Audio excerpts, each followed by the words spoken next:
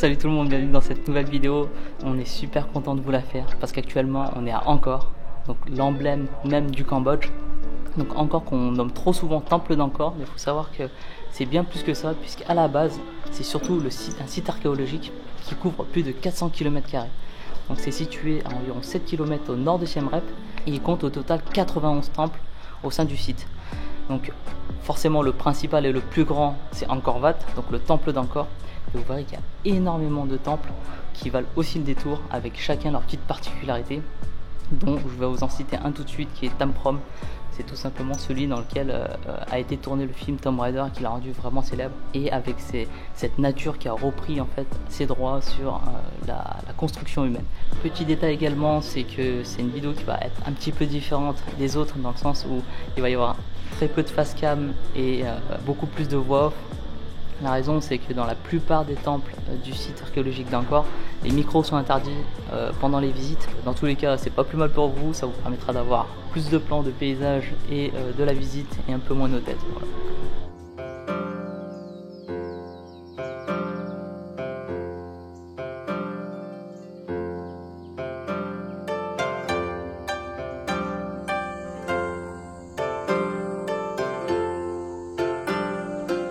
Capitale de l'Empire Khmer entre le 9e et le 15e siècle, la cité d'Angkor était l'une des plus importantes à son apogée au 12e siècle. Il est assez difficile pour les scientifiques d'estimer précisément sa population passée, mais des études évoquent un chiffre entre 700 et 900 000 habitants. Elle a été construite au cœur d'une forêt dense dans le nord du Cambodge, sous l'impulsion du roi Jayavarman II, et à l'origine, c'est un lieu qui est orienté vers la religion hindouiste. Jayavarman II instaure alors le culte du dieu roi, et désormais il est la représentation de la divinité hindoue Shiva, le destructeur. Jayavarman II est considéré comme le fondateur de la dynastie angkorienne et celui qui a fortement permis son expansion en ralliant les États. Suite à sa mort, les rois se sont succédés et ont apporté chacun une pierre à l'édifice dans le développement de la cité d'Angkor en érigeant des constructions importantes qui témoignent de l'ingéniosité de la civilisation khmer. Durant ces siècles, on voit se façonner des temples, des palais, des voies de communication, mais surtout des structures hydrauliques complexes permettant d'approvisionner et stocker l'eau, contrôlant ainsi les crues et l'irrigation des terres. C'est donc pas étonnant que cette cité est l'une des plus vastes jamais bâties par l'homme avant la révolution industrielle, avec une surface qui aurait atteint les 3000 km².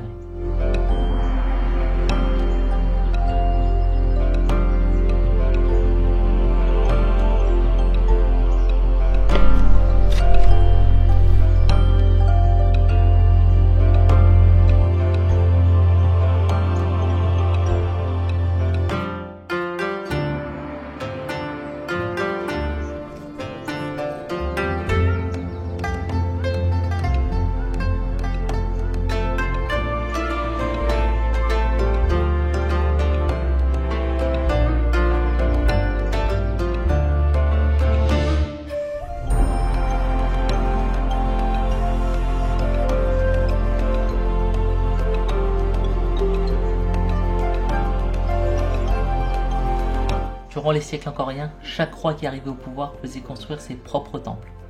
C'est pourquoi on retrouve beaucoup de bâtiments inachevés. Le temple le plus important du site, c'est bien évidemment Angkor Wat, donc le temple d'Angkor, celui qu'on retrouve d'ailleurs au cœur du drapeau cambodgien. C'est un temple qui a été construit au début du XIIe siècle par le roi Suryavarman II en honneur à la divinité hindoue Vishnu, le protecteur, d'où l'orientation de l'entrée vers l'ouest. Les connaissances de la civilisation khmer en termes d'architecture et d'astronomie sont impressionnantes, puisque l'orientation est parfaite et à l'équinoxe de printemps, le soleil se lève pile derrière la tour centrale d'Angkor Wat.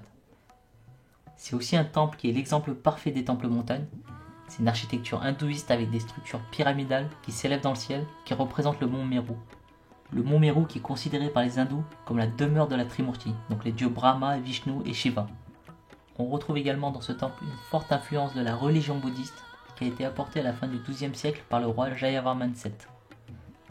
En résumé, c'est un temple majestueux, gorgé de récits, qui attire aussi bien les voyageurs que les amoureux d'histoire.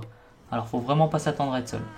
Les visiteurs arrivent en masse dès l'aube pour assister au lever du soleil, et le temple est bondé jusqu'à la fermeture du site.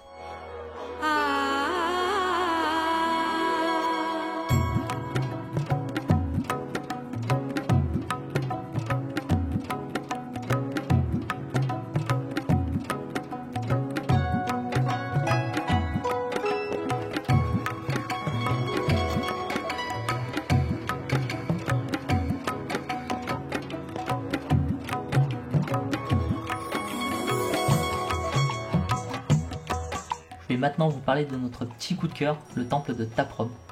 J'en ai parlé vraiment au tout début de la vidéo. Il s'agit du temple qui a été rendu célèbre entre autres par le film Tomb Raider avec Angelina Jolie. Il se situe à quelques kilomètres à l'est d'Angkor Wat et sa construction s'est faite sous le règne de Jayavarman VII, en l'honneur à sa mère. C'était un roi qui était un fervent bouddhiste, d'où l'architecture plein pied de ce temple, qui s'oppose complètement à la structure des temples montagnes. Et c'est un temple qui se distingue réellement des autres par sa fusion avec la nature. Alors pourquoi ? Parce que lors de la redécouverte du site d'Angkor par des explorateurs et des archéologues, un grand projet de restauration des temples a vu le jour, mais la décision a été prise de laisser Taprom tel qu'il a été découvert. Alors durant des siècles, la forêt avait repris ses droits sur l'édifice, avec des racines immenses s'appuyant lourdement sur les toits, avant de plonger dans le sol jusqu'à soulever les pierres. En explorant Taprom, on ne peut que constater la puissance de la végétation qui a pris au piège les structures du temple. On sait vraiment plus où donner de la tête tellement c'est envoûtant, et c'est pas pour rien que c'est l'édifice le plus photographié du site archéologique d'Angkor. Alors petit conseil pour profiter pleinement de ce lieu qui est vraiment magique, venez tôt à l'ouverture du site.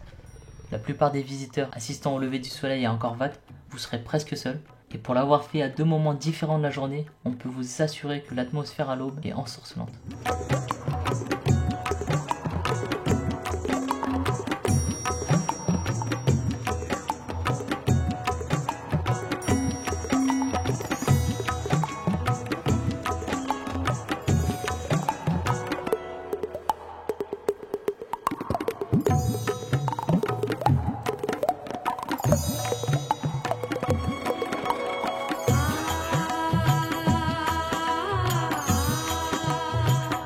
Classée depuis 1992 au patrimoine mondial de l'UNESCO, la cité d'Angkor a enregistré en 2019 2,2 millions de visiteurs étrangers.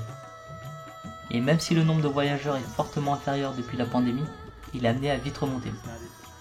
C'est un tourisme de masse qui a bien sûr des conséquences sur la préservation du site, telles que la dégradation des édifices, la pollution due aux déchets et à la circulation, ou encore la consommation excessive d'eau potable de la région.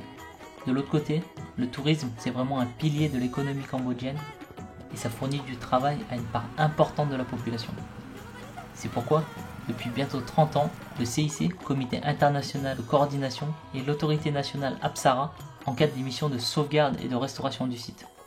Ce patrimoine mondial peut également compter sur l'aide internationale puisque la majorité des chantiers qui se font en collaboration avec des pays étrangers, tels que la France, le Japon, l'Allemagne et j'en passe. L'objectif de toutes ces organisations, c'est de pérenniser le tourisme tout en assurant l'intégrité du site d'Angkor.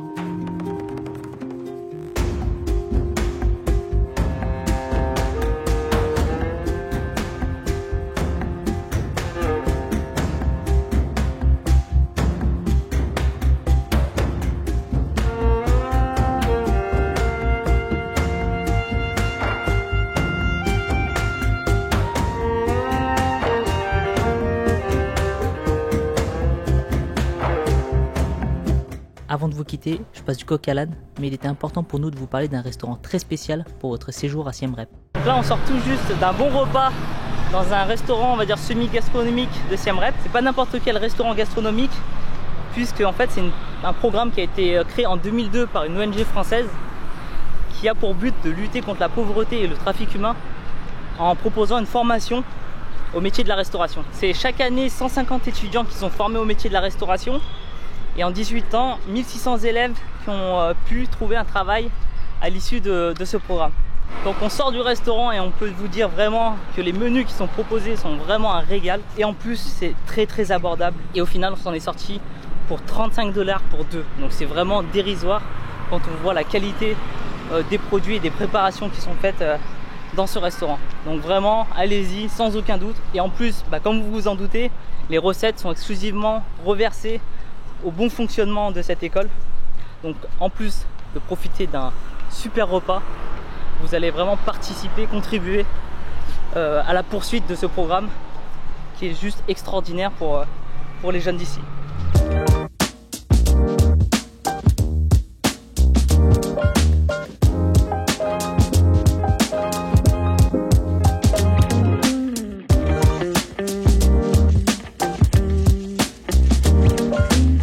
Voilà, c'est la fin de cette vidéo. Une vidéo qui a été un petit peu plus courte que d'habitude parce qu'on voulait vraiment faire quelque chose qui était dédié à ce site magnifique qui est Angkor.